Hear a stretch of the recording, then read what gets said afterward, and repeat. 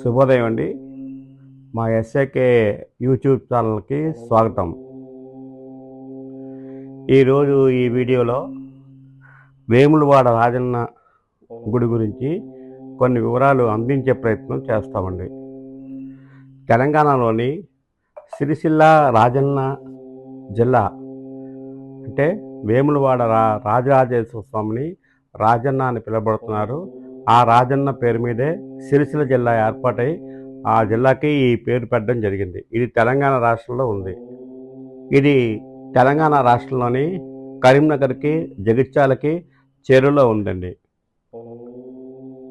9వ శతాబ్దంలో వేములవాడని కొంతమంది రాజులు పరిపాలించేవారండి. వీళ్ళని వేములవాడ చాళుక్యరాజులుగా పిలువబడుతూ ఉంటారు. వాళ్ళు కులదైవము రాజరాజేశ్వర స్వామి వారు ఆ రాజరాజేశ్వర స్వామిని రాజన్నగా పిలిచి వీరి పరిపాలన సాగించేవారు. వాళ్ళ యుగంలో శిల్పకళ, సంస్కృత వైభవాలకు మారుపేరుగా నిలిచింది. ఇక్కడ శివుడు రాజరాజేశ్వర స్వామిగా లింగ రూపంలో ఉంటారండి. ఇది 9వ శతాబ్దంలో నిర్మించినట్టు చారిత్రక ఆధారాలు ఉన్నాయండి. ఇక్కడ మరో విషయం ఏంటంటే, ఇక్కడ ధర్మగుండం అనేసి ఒక పవిత్ర నీటి గుంట ఉందండి. ఈ ఆలయ ప్రాంగణంలో ఉంటుంది. ఇక్కడ భక్తులు స్నానం చేసి శరీర శుద్ధి చేసిన తర్వాత శివుని దర్శిస్తారు. ఇది గంగమ్మ తల్లి ప్రసాదంగా భావిస్తారు. ఈ గుండాన్ని పాప విమోచన గుండంగా పిలుస్తూ ఉంటారు. ఇదేనండి ధర్మగుండం. ఇక్కడ మరో సాంప్రదాయం కోడె మోక్షం అండి. కోడె అంటే ఎద్దు మోక్షం. ఇక్కడ శివుని విశేషంగా భావిస్తారు.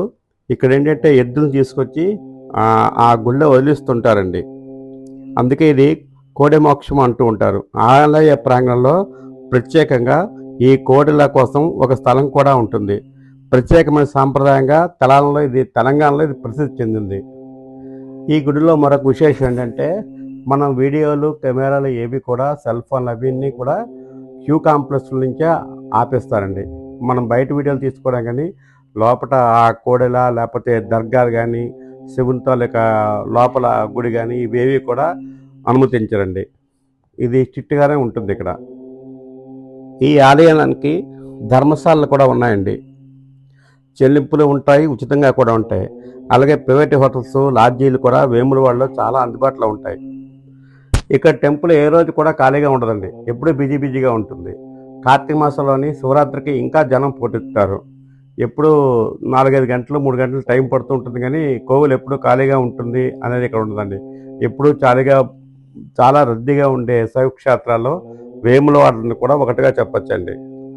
భక్తులు ఎక్కువగా ఇక్కడ బెల్లం దెమ్మలు అవి శివుడికి నైవేద్యంగా పెడతారండి. అలాగే ఏవైనా కోరికలు కోరుకుని ఆ బెల్లం దెమ్మల్ని ఇక్కడ గుడిలో వదిలేసి వెళ్తూ ఉంటారండి. ఈ ఆలయ తాలూకా చరిత్రని 1976 సంవత్సరంలో ఎన్టీ రామారావు గారి హీరోగా వేములవాడ భీమకవి అనే ఒక సినిమాని కూడా తెలుగు సినిమాలు మనకు ఉన్నాయండి. ఇది 1976 జనవరి 8వ తేదీన విడుదలైందండి.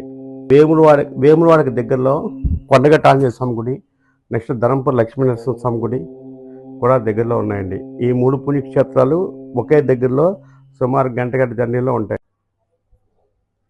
ఇదండి వేములవాడ రాజన్న దేవాలయ విశేషాలు.